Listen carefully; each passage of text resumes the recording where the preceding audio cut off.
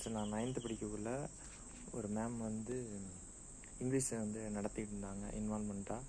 நான் அதை வந்து பாதி கவனிக்காமல் ஃப்ரெண்டு பக்கத்தில் ஒருத்தவங்க வந்து கமெண்ட் பண்ணிக்கிட்டே இருந்தால் அது ஏதோ எதர்ச்சியெல்லாம் வந்து நான் சிரிச்சிட்டேன்.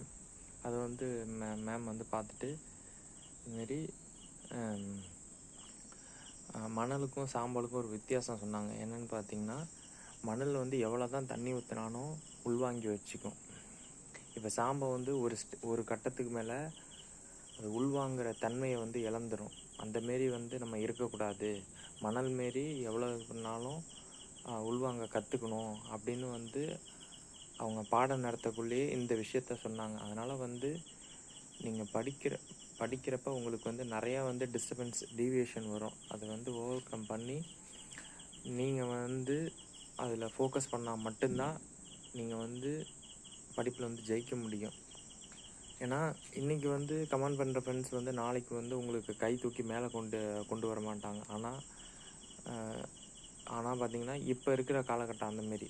பழைய காலத்துலலாம் பார்த்தீங்கன்னா ஃப்ரெண்ட்ஸு இப்போ நம்மளால் ஒரு விஷயம் முடியல அப்படின்னா அவங்க வந்து சப்போர்ட் பண்ணி மேலே கொண்டு வருவாங்க. இல்லை அவங்களால முடியல நம்ம சப்போர்ட் பண்ணோம் ஏதோ ஒரு இது.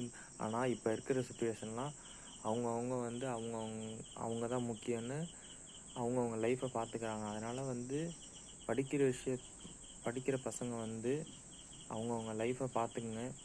தேவையில்லாத வந்து ஃப்ரெண்ட்ஸ் கமெண்ட் பண்ணாங்க அப்படின்னா அதை ஓவர் கம் பண்ணிவிட்டு படிப்பில் வந்து கவனத்தை செலுத்துங்க. அப்போ தான் வந்து லைஃப் வந்து நல்லாயிருக்கும்.